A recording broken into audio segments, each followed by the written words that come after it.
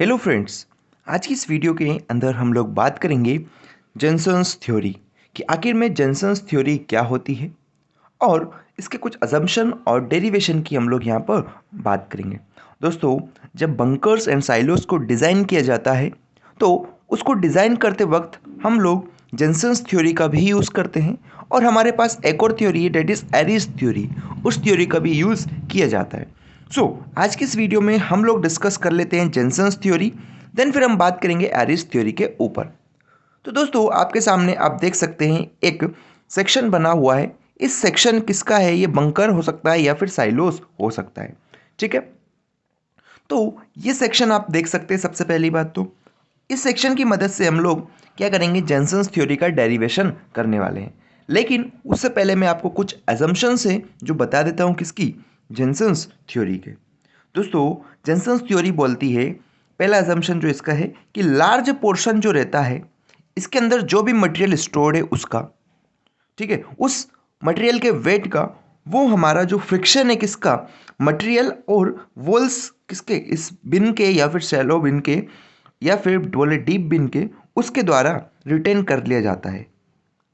ये first assumption यही कहा गया है कि large portion of the weight content material is supported by friction between material and the walls of the bins और साइलोस। ठीक है, एक और बार मैं बताऊं कि मान लो ये कोई मेरा क्या था, साइलोस था। इस साइलोस के अंदर कुछ मटेरियल आपने भर रखा होगा, मान लो ये मटेरियल भरा होगा, तो इस मटेरियल का कुछ वेट होगा। तो दोस्तों, इस मटेरियल का जो कुछ वेट था, उस वेट का लार्ज पोर्शन जो है वो ये जो फ्रिक्शन एक्ट कर रहा है इस मटेरियल और इस वॉल के बीच में, इसके द्वारा ही रेसिस्ट कर लिया जाता है। ठीक है, मतलब कि बोल सकते हैं हम, अगर लार्ज पोर्शन ये फ्रिक्शन खा जा रहा है इस वेट का, तो कुछ ही वेट जो है वो इस हुपर के ऊपर ट्रांसफर होगा। वही नीचे लिखा है कि only small portion of weight is transferred to hopper bottom due to which direct lateral pressure theories can't be applied.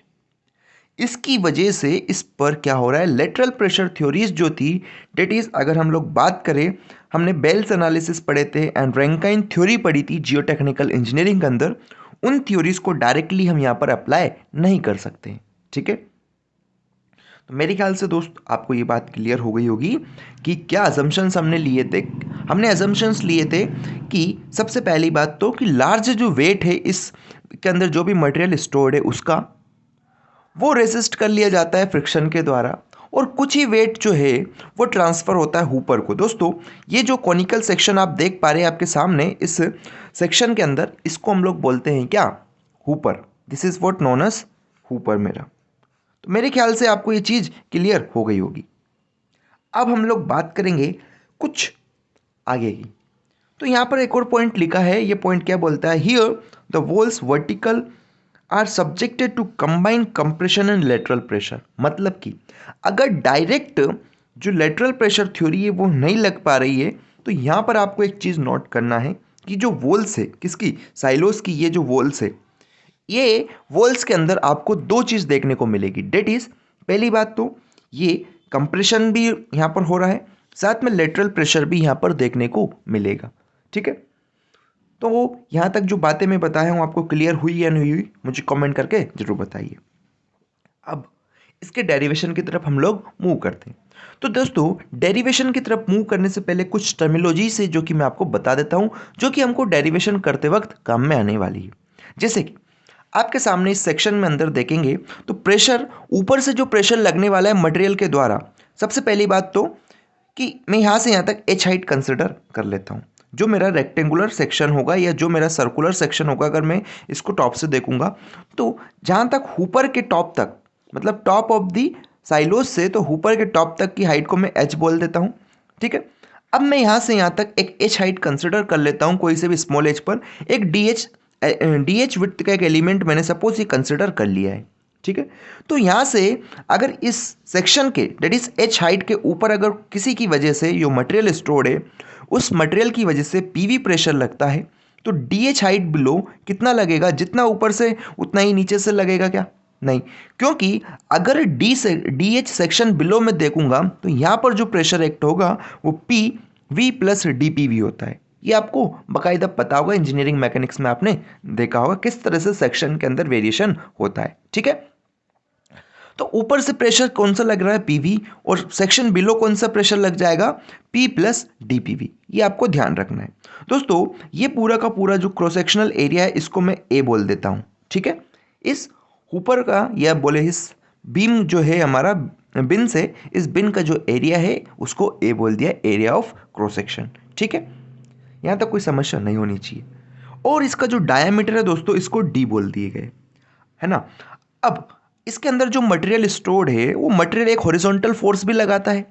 ठीक है ना, मान लो अगर ये मेरा टॉप से इसको मैं देखूँ और इसके अंदर मेरी सीमेंट या फिर ग्रेन्स स्टोर्ड है, तो ये इस प्रेशर जो वेसल, एक प्रकार का वेसल के ऊपर बाहर की साइड भी प्रेशर लगाती है ना। आपने जब थिन प्रेशर वेसल और थिक प्रेशर वेसल पड़े होंगे सोम के अंदर, तो वहाँ पर आपको देखने को मिला होगा जब किसी कंटेनर के अंदर हम लोग लिक्विड को स्टोर करते हैं या कोई से भी मटेरियल को स्टोर करते हैं तो वो उस वेसल के ऊपर प्रेशर लगाता है। ठीक है, तो इसी केस में सेम सिनेरियो में यहाँ पर भी आपको एक हॉरिजॉन्टल प्रेशर देखने को मिलेगा। ये मैं टॉप से दिखाया हूँ आपको। हॉरिजॉन्टल से जो प्रेशर देखने को मिलेगा उसको मैं सपोज पीएच बोल देता हूँ। क्या, हॉरिजॉन्टल प्रेशर। मतलब कि आपने जब जो रैंकाइन्स थ्योरी है उनकी मदद से हमने लेटरल अर्थ प्रेशर कैलकुलेट किया था, ऐसे यहाँ पर जो लेटरल प्रेशर है डेट इज पीएच जो है, इसको हॉरिजॉन्टल प्रेशर भी मैं बोल दूँ या फिर लेटरल प्रेशर मैं बोल सकता हूँ, जो किसके बराबर होगा उसकी बात हम लोग करेंगे।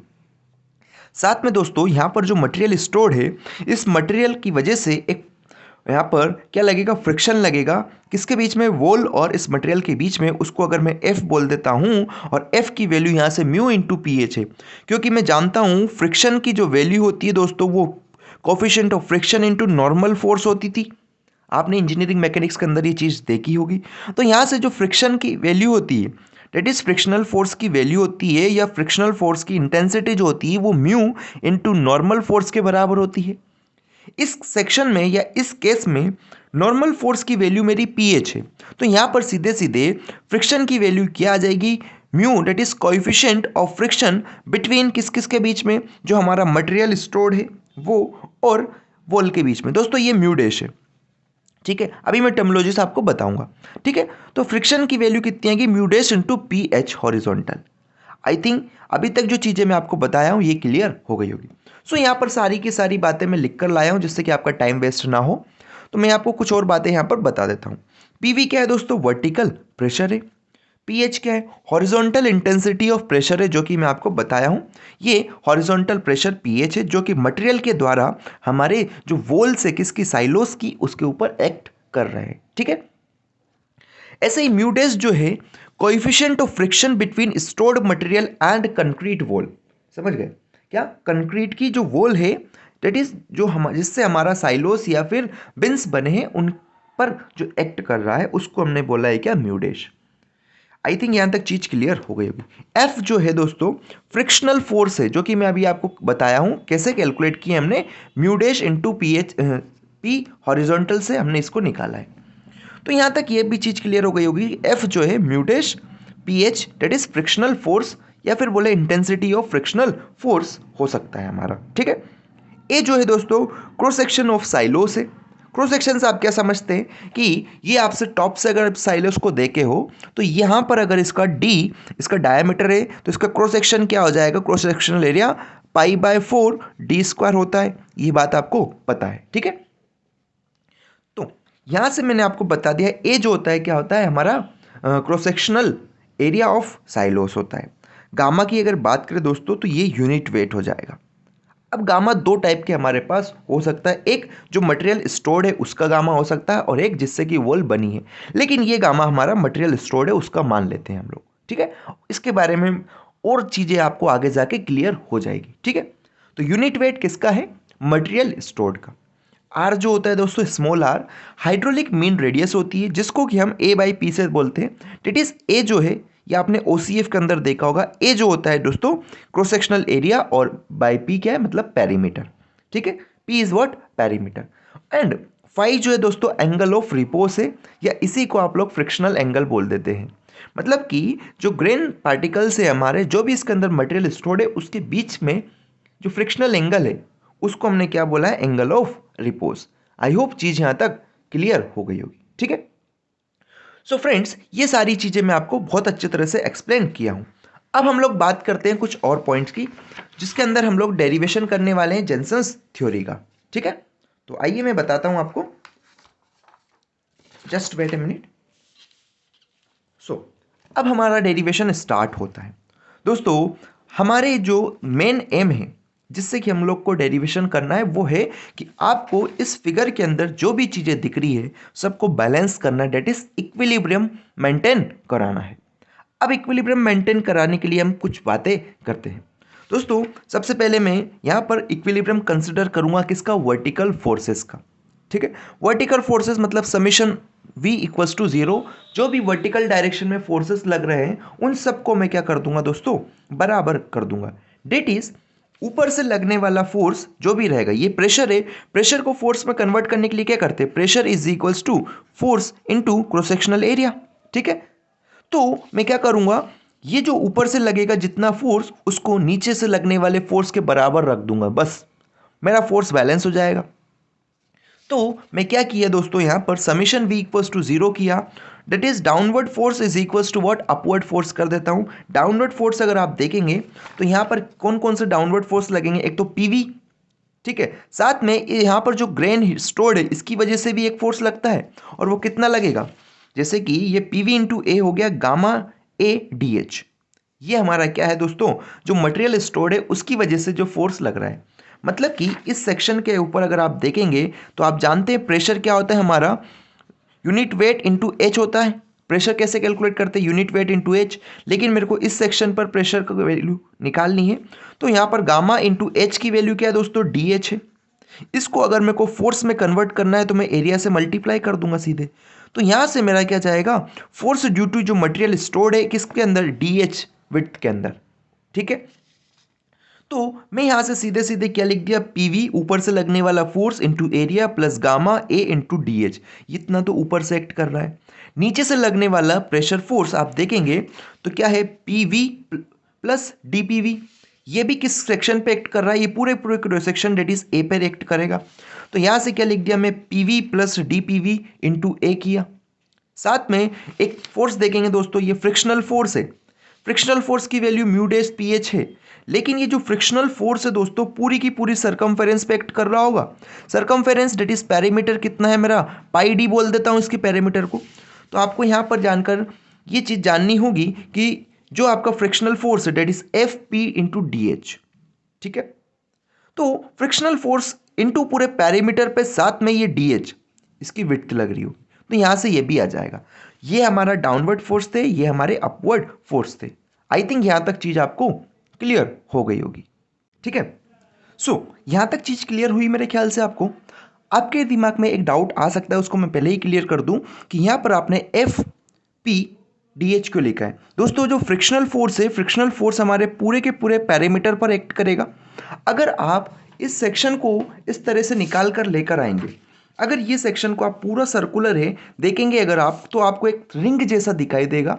और जब ये रिंग जैसा दिखाई देगा जिसकी थिकनेस डी एच है, पैरीमीटर पी है, तो इस रिंग को अगर मैं काट के सीधा कर देता हूं तो एक तरह का मुझे ऐसा P H that is D H और ये P पूरा पैरामीटर, तो इसका एरिया कितना हो जाएगा दोस्तों, P इंटू डी एच हो जाएगा, क्योंकि P पैरामीटर डी एच इसकी क्या थिकनेस। मतलब कि अगर मैं इसको काटता हूं तो एक रेक्टेंगल की तरह आपको दिखाई देगा, जिसकी लेंथ तो P है साथ में, और इसकी विड्थ मेरे को डी एच है, तो इसका एरिया आ जाता है P इंटू डी एच। तो यहां पर अगर आप देखेंगे फ्रिक्शनल फोर्स कहां पर लग रहा है, फ्रिक्शनल फोर्स ये तो फोर्स हो गया इनटू ये इसका एरिया हो गया, इसलिए मैंने यहां पर एफ पी डी एच लिखा है। मेरे ख्याल से ये चीज क्लियर हो गई होगी। सो दोस्तों ये आपके लिए एक बार फिर से लिख दिया हूं कि फोर्स बराबर होता है प्रेशर इनटू एरिया, कौन सा एरिया, ये क्रॉस सेक्शनल एरिया। ठीक है, अब आगे की बात हम लोग करते हैं। कुछ नहीं दोस्तों, अब वैल्यू सब्स्टिट्यूट करूंगा, डेट इज यहां पर जैसे हमने देखा था कि जो डाउनवर्ड फोर्स लग रहा था वो कौन सा था, PV into A plus gamma A D H. ठीक है, ऐसे ही जो अपवर्ड फोर्स था वो था, इसको अगर मैं ब्रैकेट को खोल देता हूं तो यहां से P V A D P V A, साथ में एफ की वैल्यू में सब्स्टिट्यूट कर देता हूं। एफ में आपको बताया हूं एफ कितना था, म्यूडेश पी एच। ठीक है, यहां पर पुट किया मैं एफ की वैल्यू, तो ये क्या आ गया, म्यूडेश पी एच है ना, पी डी एच। आई थिंक यहाँ तक चीज़ क्लियर हो गई होगी दोस्तों। रीअरेंज करूँगा, रीअरेंज करके आप यहाँ से एक चीज़ देखेंगे, पी वी ए कैंसिल हो जाता है हमारा, बचेगा क्या यहाँ से, अगर आप देखेंगे gamma D H D P V plus mu dash, क्योंकि मैंने क्या किया यहाँ से ए से डिवाइड भी कर दिया, ये दोनों को कैंसिल करके यहाँ से ए से डिवाइड किया, तो यहाँ से ये सिनेरियो मुझे देखने को मिला। That is gamma D H बराबर पी डी वी या D P V plus mu dash P H P by A into D H. अब यहाँ पर सारी बातें मैं आपको बताता हूँ दोस्तों। गामा डी एच इस वाले टर्म को मैं उठा के इधर ले आया और मैंने यहाँ पर ए बाई पी की जगह आर पुट किया है। क्या, एरिया अपॉन पैरामीटर की वैल्यू आर पुट किया, जो कि मैं आपको पहले ही बता चुका था, हाइड्रोलिक मीन रेडियस जो हमारा था। ठीक है, तो यहाँ से जब आपने ए बाई इसको पी को नीचे लाया, यहाँ पर आर आ जाएगा, क्योंकि हमने ए बाई पी को आर पुट किया और इसको इधर लेकर आया मैं, तो gamma D H minus mu dash P H D H by R हो गया, इसको बोल दिया गया D P V. I think यहाँ तक चीज़ क्लियर हुई होगी आपको। डी पी वी की वैल्यू अगर आप निकालते हैं मोर प्रिसाइजली, तो यहाँ पर आपको क्या मिलेगा, गामा, अगर डी एच को मैं बाहर ले देता हूँ, इसमें से डी एच को बाहर निकाल दिया, तो gamma minus mu dash P H क्या है, horizontal pressure, divided by R. कैसे बोले कि अगर इसमें से डी एच कॉमन ले दिया तो डी पी वी की वैल्यू सीधे सीधे gamma minus mu dash P H by R आ जाता है, और डी एच का मल्टीप्लाई इसमें कर देंगे। ठीक है, तो यहाँ तक कोई समस्या नहीं होनी चाहिए। पूरे क्वेश्चन का या पूरे डेरिवेशन का मोस्ट इंपॉर्टेंट पार्ट यही है, अगर आपको ये समझ में आ गया तो आगे कुछ भी नहीं है। ठीक है, एक बार फिर से मैं बता देता हूं क्या किया हमने। सबसे पहले वर्टिकल फोर्स को बैलेंस कर दिया, वर्टिकल फोर्स को बैलेंस किया, उसकी वैल्यूज निकल के हमने यहां से डीपीवी निकाल लिया। डीपीवी क्या है दोस्तों, जो कि यहां पर अगर आप किसी एच सेक्शन के अंदर देखेंगे, एच हाइट से डी एच सेक्शन के नीचे देखेंगे, तो पी प्लस डीपीवी जो लग रहा था, ये डीपीवी हमने कैलकुलेट कर लिया है। ठीक है, अब बात करते हैं, हम जानते हैं रैंकाइन थ्योरी या फिर कूलम्स थ्योरी से हम लोग जानते हैं, ये जियो टेक्निकल इंजीनियरिंग में हमने पढ़ा था कि पी हॉरिजॉन्टल जो होता है वो के इंटू पी वर्टिकल होता है। के क्या था दोस्तों, अगर हमने उस थ्योरी के अंदर बात कर रहे थे, तो lateral earth pressure coefficient, lateral earth pressure coefficient इसको हम लोग कहते थे। ठीक है, यहां पर ये किसकी वजह से होगा, मटेरियल जो स्टोर्ड है उसकी वजह से। ठीक है, तो यहां तक चीज मेरे ख्याल से क्लियर हो जानी चाहिए। ये कहां से आया, ये आया रैंकाइन या फिर कूलम्स थ्योरी से। अब आगे हम बात करें दोस्तों, डीपीवी को फिर से मैं लिख देता हूं यहां पर एक बार, कि जो डीपीवी हम लोग कैलकुलेट कर कर लाए थे, this DPV can be written as gamma minus mu dash. अब पी हॉरिजॉन्टल जो था ना, पी हॉरिजॉन्टल को मैं क्या लिख दूं, पी वर्टिकल इंटू के लिख सकता हूं यहां से। ठीक है, साथ में डिवाइड बाय आर किया इंटू डी एच किया। ये कैसे किया, मेरे ख्याल से आपको क्लियर हो गया होगा कि पी हॉरिजॉन्टल की वैल्यू मेरी के इंटू पी वर्टिकल होता है। सीधे सीधे यहाँ पर हमने क्या किया, पी हॉरिजॉन्टल की वैल्यू यहाँ पर सब्स्टिट्यूट किया, तो मुझे ये रिजल्ट मिल गया। ठीक, अब यहाँ से मैं डी एच निकाल सकता हूँ। डी एच कैसे निकालेंगे आप, D H D P we divided by this करोगे तो आपको यहाँ से ये एक्सप्रेशन देखने को मिल जाएगा। अब दोस्तों, अब मेरे को h कैलकुलेट करना है, अगर मान लो h मेरे को निकालना है, तो मैं क्या करता हूँ, h निकालने के लिए इसको इंटीग्रेट कर देता हूँ दोनों साइड। जब मैं इसका इंटीग्रेशन करूँगा तो मुझे वहाँ से रिजल्ट कुछ मिलेगा। तो मैं सबसे पहले आपको इंटीग्रेशन बता देता हूँ कि जब नीचे कोई x टर्म है, ऊपर dx है, तो इसका इंटीग्रेशन होता है ln x। ये आपको मालूम होगा, आप छोटी क्लासेस में पढ़े होंगे कि डी एक्स बाई एक्स का इंटीग्रेशन जो आता है वो आता है ln x प्लस सी। सी क्या है, हमारा कोफिशिएंट ऑफ इंटीग्रेशन, जो कि यहाँ पर आया है। अब ऐसे यहाँ पर अगर आप इस पूरे टर्म को, मेरे हिसाब से अगर इस पूरे टर्म को x बोल देते हैं दोस्तों, तो आपको ऊपर क्या देखने को मिल रहा होगा, dx, क्योंकि ये यहाँ पर गामा कॉन्स्टेंट है, म्यूडेस की वैल्यू कॉन्स्टेंट है, के कॉन्स्टेंट है, आर कॉन्स्टेंट है, केवल वेरी कौन कर रहा है, ये मेरा भाई साहब पीवी। ठीक है, और ये वेरिएबल है और ऊपर ही मेरा डी पीवी है, मतलब ये एल एक्स जो है डी एक्स बाय एक्स का फॉर्म है, जिसका इंटीग्रेशन सीधे सीधे एल एन एक्स आ जाएगा। ठीक है, तो मैं आपको एक बार और बता देता हूं आपकी संतुष्टि के लिए कि कैसे हम लोगों ने इसको निकाला है। तो अगर आप देखते हैं, मैं क्या बोल रहा हूं यहां से, कि जो gamma minus mu dash P V के अपॉन आर को अगर मैं टी बोल देता हूं भाई साहब, क्या बोले हम लोग कि gamma minus mu dash P V के अपॉन आर को अगर मैं टी बोल देता हूँ, इसका डिफ्रेंशिएशन करता हूँ, तो माइनस में mu dash D P we के अपॉन आर तो एज इट इज रहेगा और यहाँ पर डी टी आ जाएगा। मतलब जहाँ जहाँ पर भी डी पी वी है उसकी जगह आपको क्या रख देना, R upon minus mu dash K और डी टी बराबर डी पी वी। मतलब कि यहाँ पर जो डी पी वी था, डी पी वी की जगह मुझे ये टर्म सब्स्टिट्यूट कर देनी है और इंटीग्रेशन करने के बाद आपको ये रिजल्ट मिलेगा। दोस्तों आई होप इंटीग्रेशन आप कर लेंगे, मेरे को इस पर ज़्यादा टाइम खर्च करने की ज़रूरत नहीं है। अगर फिर भी डाउट है तो आप कमेंट करें, मैं इसके इंटीग्रेशन भी आपको सिखा दूंगा। तो यहाँ से जब दोनों साइड हम लोग इंटीग्रेट किए दोस्तों, क्या किए, दोनों साइड अगर हम लोग इंटीग्रेशन कर रहे हैं, इंटीग्रेशन करने के बाद हमको ये सिनेरियो देखने को मिला। इसको फिर से रीअरेंज किए हम लोग, रीअरेंज करने पर मुझे कुछ इस टाइप का मिल जाएगा। ठीक, कोई समस्या? इसको इधर मल्टीप्लाई किए तो क्या आ गया, ये आ गया। और जो लॉग है लॉग प्लस सी, यहाँ तक कोई समस्या नहीं रहनी चाहिए, ये आप एक बार देख लीजिए। इसके आगे के स्टेप में अब आपको बताता हूँ। दोस्तों आगे के स्टेप में क्या है, बाउंड्री कंडीशन हम लोग यूज करेंगे। बाउंड्री कंडीशन क्या कहती है कि जब h छोटा h जीरो होगा तो वहां पर जो वर्टिकल प्रेशर रहेगा वो भी जीरो होगा। मतलब कि इस पर्टिकुलर पोजीशन पर h की वैल्यू क्या है, जीरो है, क्योंकि h हम टॉप से ले रहे हैं। तो यहाँ पर प्रेशर जो वर्टिकल लग रहा है वो कितना लगेगा, जीरो लगेगा, क्योंकि इसके ऊपर दोस्तों कोई भी मटेरियल नहीं है। तो इस पर्टिकुलर पॉइंट पर मेरा प्रेशर कितना रहेगा, जीरो होगा। मतलब कि h इक्वल्स टू जीरो पर P वर्टिकल की वैल्यू कितनी है, जीरो है। ये आपको समझ में आएगा।